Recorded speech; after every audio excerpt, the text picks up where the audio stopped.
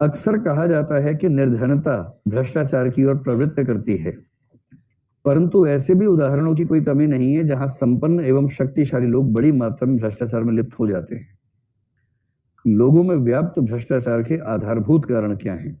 उदाहरणों के द्वारा अपने उत्तर को संपुष्ट कीजिए।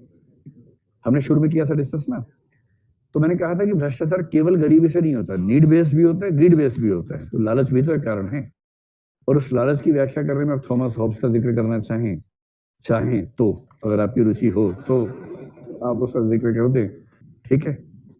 तो गरीबी एक कारण है, निश्चित रूप से है। अच्छा ये बताइए, गरीब व्यक्ति आईएएस बना, मान लीजिए 100 गरीब व्यक्ति आईएएस बने, आपकी राय में उन 100 में से कितने व्यक्तियों के शुद्ध ईमानदार बने रहने की संभावना है? ये जो अप्रोच है ना, एक भी नहीं, इससे लगता है कि दुनिया उतनी ही जितनी मैं समझता हूं। थोड़ा संभावना तो छोड़ो दुनिया में किसी के लिए भाई, ऐसा थोड़ा ना।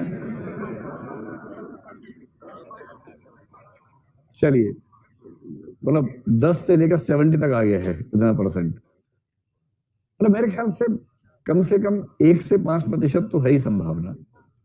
मतलब कुछ लोग ऐसे होते हैं जो गरीब हैं, किंतु मूल्य इतने मजबूत हैं उनके अंदर कि अपने उन मूल्यों की बदौलत वो उस गरीबी और गरीबी के सारे दर्द से टकराते हैं। और ऐसे लोग प्रशासन में हैं जिनकी बैकग्राउंड ऐसी कि बहुत गरीब लोग थे पृष्ठभूमि में, और जिनकी ईमानदारी के नाम पे कस्में खाई जाती हैं प्रशासन की दुनिया में। सीएम इस बात को एक्सेप्ट करते हैं राज्यों के। ऐसे लोग हैं दुनिया में, इसी दुनिया की बात चल रही है, किसी और दुनिया की बात नहीं चल रही है। ऐसे लोग हैं, रेयर हैं, लेकिन ऐसे लोग हैं।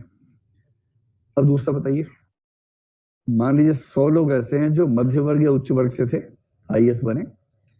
आपको सिर्फ ये बताना कि इनमें और 100 गरीब थे, इनमें से कौन से वर्ग में यह संभावना ज्यादा है कि लोग भ्रष्टाचार नहीं करेंगे? मतलब दोनों में कुछ कुछ संख्या होगी। मैं जानना चाह रहा हूं, इन दोनों वर्गों में से भ्रष्टाचार नहीं करने वाले व्यक्तियों की संख्या कौन से वर्ग में ज्यादा होने की संभावना है? तो अब मैं पूछ लेता हूं आपसे, पहला, कितने लोग मानते हैं कि गरीब वर्ग में ज्यादा संभावना है कि वहां लोग भ्रष्ट कम होंगे? ठीक है, 15-20 है। कितने लोग मानते हैं कि अमीर वाले में ज्यादा संभावना है? इसमें 2-4 लोग ज्यादा दिख रहे हैं, ठीक है। मतभेद है, हालांकि मेरी व्यक्तिगत राय ये है कि सेकंड वाले में चांस थोड़ा ज्यादा है। वो इसलिए ज्यादा है कि अगर उनकी पारिवारिक जिम्मेदारियां पूरी हो चुकी हैं, और यदि वो परिवार से निश्चिंत हैं, आर्थिक चिंताओं से निश्चिंत हैं, और यदि मूल्य अच्छे हैं। एक गरीब आदमी अच्छे मूल्यों के बावजूद इतनी चुनौतियां सहता है कि कई बार फिसलने की स्थिति बन जाती है।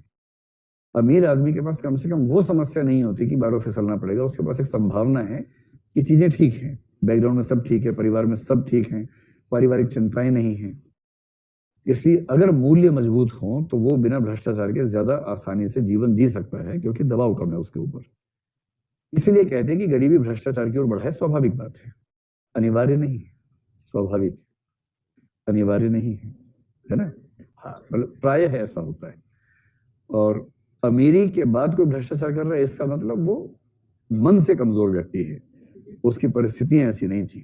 तो इस समय लालच हावी है, और जो सोशल वैल्यूज हैं वो कमजोर हैं।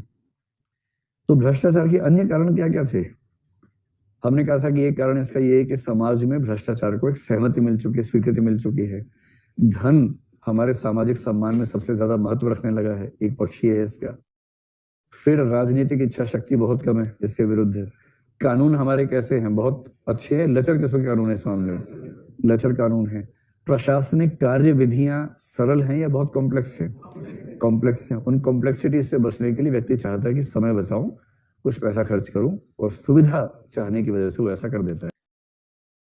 देखिए, जिस दिन ई गवर्नेंस ठीक से काम करने लगी, ठीक से, उस दिन करप्शन का स्कोप लगभग जीरो हो जाएगा, लगभग जीरो।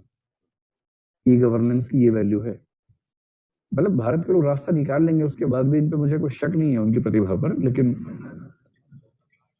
जब नरेंद्र मोदी गुजरात के सीएम थे, उन्होंने वहां एक स्कीम शुरू की थी। ई गवर्नेंस के शुरुआती प्रयोग थे, 90s की बात कर रहा हूं, 90s के एंड में लगभग। तब वो मतलब उस समय सत्ता में आए ही थे शायद।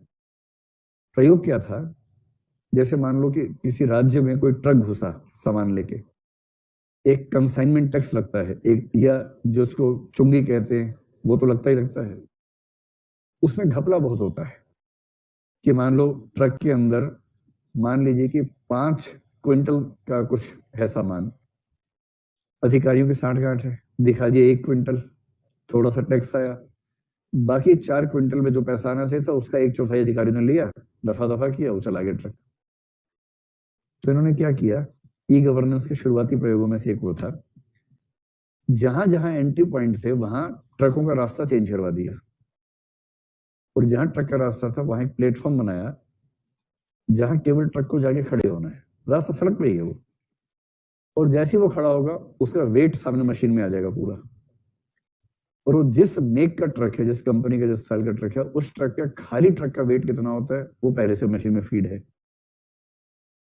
और क्या होगा कि टोटल वेट माइनस ट्रक का ओरिजिनल वेट, इतना वेट, इतने वेट पे टैक्स लगेगा, सीधे टैक्स कैलकुलेट होगा, कौन से गुड्स हैं, वो ऊपर बड़ा स्कैनिंग मशीन्स हैं, एक्सरे मशीन्स लगा रखी हैं, वो स्कैन हुआ तुरंत कौन सा गुड है, उसके हिसाब से तुरंत इनवॉइस बनी, सब स्क्रीन पे आ रहा है, कितना टैक्स लगेगा वो लिखा हुआ आ गया, और वो साथ साथ सीधे राज्य सरकार का जो केंद्रीय विभाग है अहमदाबाद में, वहां भी जारी इनवॉइस।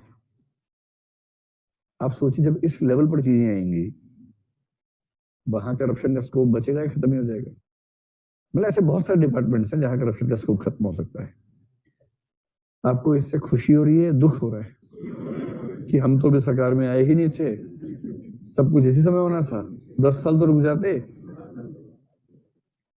तो भारत के लोग रास्ता तो निकाल लेंगे इसके बाद भी, लेकिन ई गवर्नेंस चीज तो बढ़िया है।